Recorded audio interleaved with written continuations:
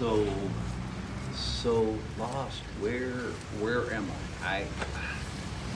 I just don't know. Okay, now I know I am lost. I could go that way or I could go that way. I just wish there was an easier way to find where I was going.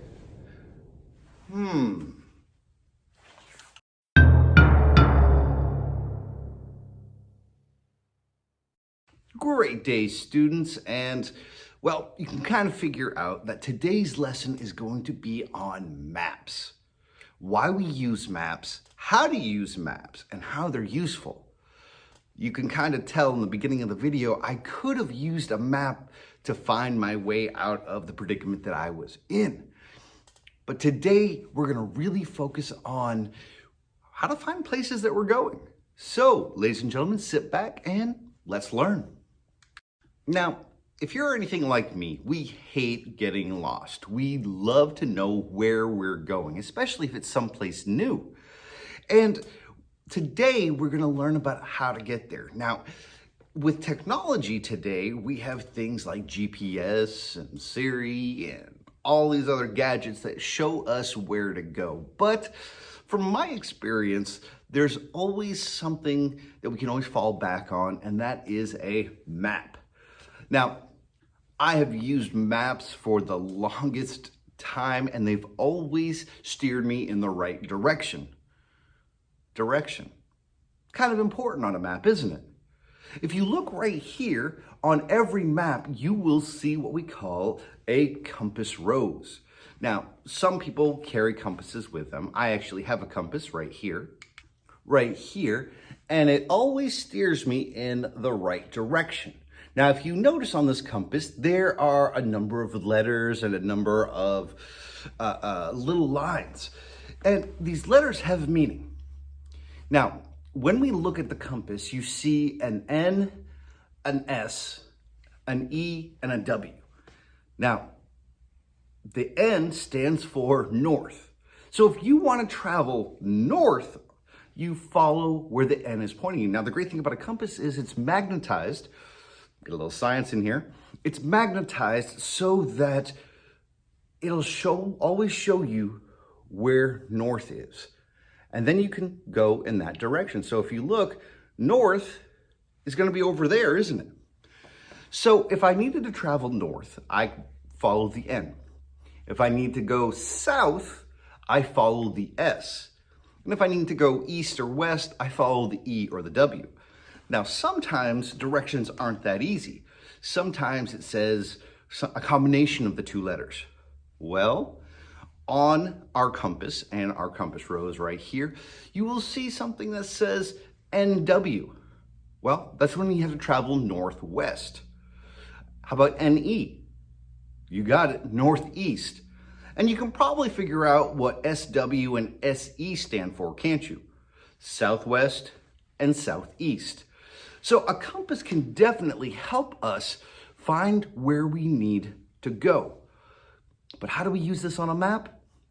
Well, in today's activity, we're going to be using the compass. But before we do that, we need to take a look at a book that has other key symbols for a map. And the title of the book is called Keys and Symbols on a Map. Very clever title. So let's go ahead and read it. Keys and Symbols on Maps by Meg Grieve. Rorick Educational Media, copyright 2013.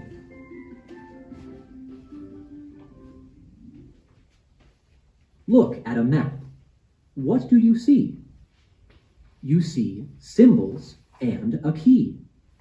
Key, street, river, railroad tracks, parking lot, houses. Symbols stand for bigger things, like mountains, streets, or even streams. Key, mountain, street, stream. Symbols are so very small. Key, city, street, river, airport. Maps and globes can't show it all. A city might be a little dot. Key, city, street, river, airport. A car might mean a parking lot. key, parking lot, street, stream. Look in the corner to find the key, a handy tool to explain what you see.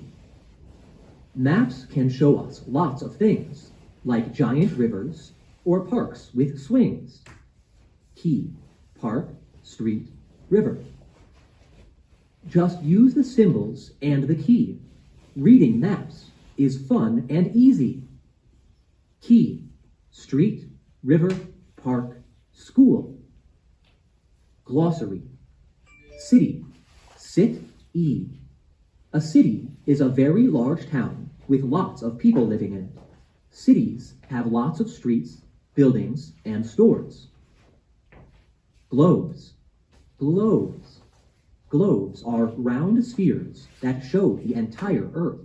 Globes contain symbols and colors that stand for bigger things. Key. Key. A key shows what the symbols stand for on a map. You can usually find the key in one of the bottom corners on a map. Sometimes a key is called a legend. Map. Map. A map is a flat drawing of an area. There are maps of streets, towns, cities, the world, and much more. Maps contain symbols and colors, which all stand for something larger. Mountains. Mountains. Mountains are parts of the land that are very high. Some mountains were created by glaciers or volcanoes. Symbols. Symbols. Symbols are little pictures on a map that stand for bigger things. An airplane symbol stands for an airport, and blue lines show rivers. Now that's a pretty easy book, but it's so important to understand how to read a map. We need to know directions. We need to know left from right. We need to know north from south. We need to know different landmarks. There's a lot we need to know. So in today's first activity, boop, you'll see right here, we have a map that's called Our Little Town. And we're actually in the little town right now. And if we work through this activity together right now, you will see there's a number of questions at the bottom that we need to look at. Now, what I may do is just slide this down. There we go. So we just see the map and I can read the questions to you. First of all, our first question says, what is the title of this map? Well, it's called Our Little Town Map. It's important to know that every map has a title because we don't want to be looking at a map for, say, Nebraska if we're looking for a map through Greensboro, because Greensboro is not in Nebraska. It's not going to help us, is it? So we need to find the appropriate map first. Here we go. Second one. From the post office, is the lake north or south? Okay, I had to stop there for a second and read it because you always want to be able to read your direction. Now, the second question is, from the post office, is the lake north or south? Well, we need to find the post office first. And if you look right here, hopefully I'm not covering it, bam, I just circled the post office. And then we need to find the lake. Well, if you look at the compass at the bottom, you'll see that the lake is in which direction? Very good, it's north. So we go directly north to get from the post office to the lake. Next question, if you are at the library, which direction do you go to the town neighborhood?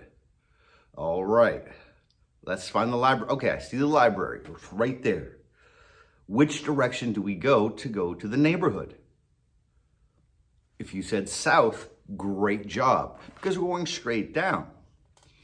Number 4, what is west of the little town neighborhood? Ooh, good question. I look at my compass first to see which direction's west, and we can see that west is in that direction. So we're going to start right in the center of the neighborhood, and what is west? Well, you said it, I heard it. It's the lake, isn't it? Very good. And number 5, what building is east of the hospital? So we get to the hospital, there it is, and we go east. Well, we look at our compass to see which direction east is, and if you notice, it's to the right, isn't it? So for going east, it's the library, isn't it? So using the compass, we're able to find all of our landmarks and know which direction we need to follow. Now, I do have some challenge work for you. If you take a look at this activity, this one is a little bit tougher.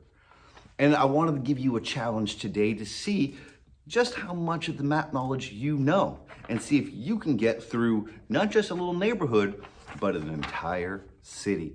So ladies and gentlemen, good luck. I cannot wait to see your work. This is going to be due by Friday. Do your best. I know you will. And I hope you all have a wonderful, wonderful day.